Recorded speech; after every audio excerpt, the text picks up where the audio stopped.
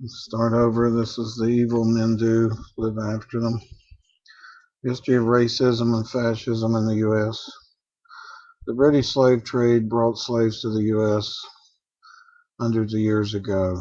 Southern plantation owners used slaves to grow and pick cotton for the British textile industry. Cotton was king in the South. Slavery in the U.S. was worse than slavery in ancient Greece and Rome. Ancients didn't own people body and soul. The U.S. slaves were not believed to even have a soul, and they were not given equal rights when the Constitution was written.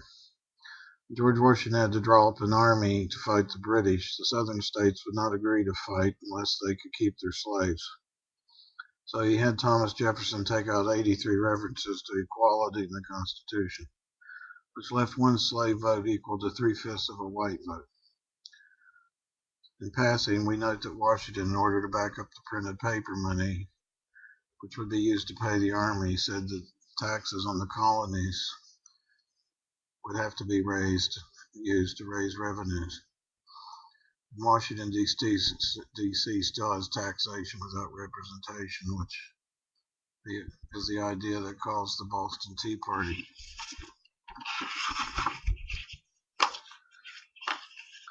Lincoln's House divided speech said that the country was going to become all one thing or all another, all slave or all free. He couldn't free the slaves, and the North thought slavery was evil, which he also did. And the South thought that the country was going to become all free. That made the South think the nation would become all free eventually, and they would lose their slaves. So it preemptively struck Fort Sumter and seceded from the Union. Lincoln, pretty much in order to preserve the Union, had to destroy it, which is pretty much what the Civil War did, according to Mark Twain's observations. Pretty much was for nothing.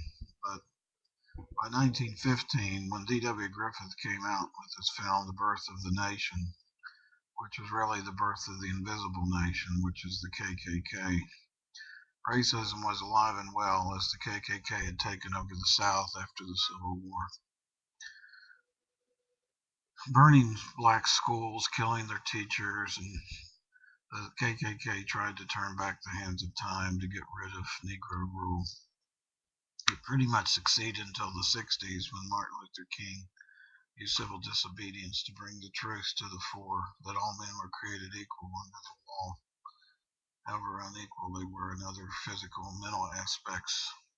According to Lincoln, they were not equal, but they had equal rights, or should have had them, according to King.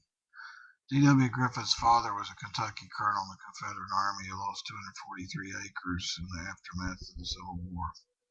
Griffith mentions the Aryan Brotherhood in one scene of his racist film, Birth of the Nation, which is really the birth of the KKK, was based on another racist book, The Klansman, by a racist preacher.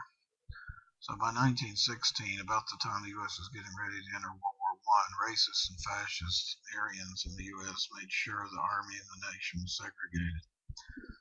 The nation that wiped out 90% of the Native American tribes was both racist and anti-Semitic by the year 1917. The Russian Revolution added anti-communists to the list. World War I, in which Hitler was brutalized and dehumanized into the monster that came to power in 1933, had Nazi and racist sympathizers in the U.S. and Europe. The anarchists who came to the U.S. in the early 1900s fed the fears of a racist nation. There was a Red Scare in the 1920s. In May of 1920, there was a Red Scare in the U.S. that led to the U.S. Congress limiting Polish Jewish immigration in the United States in 1921. By 1924, Congress severely limited Polish immigration to the U.S. at a time when there were 3 million Polish Jews wanting to come here to get jobs. Woodrow Wilson was from a racist family from South Carolina, and he had fired all of the black officials in D.C. when he became president. Wilson also showed the birth of a nation in the White House when he was in office. So he really was more or less a Southern Democrat who would have been time Lincoln had he lived in the 1860s. Because a lot of Jews were socialist intellectuals in the early 1900s, the U.S. populace thought the Polish Jews were refugees from the Bolshevik Revolution in Russia, since Lenin wouldn't let the Mensheviks take power. And by 1939, when Hitler invaded Poland, we would not let them in.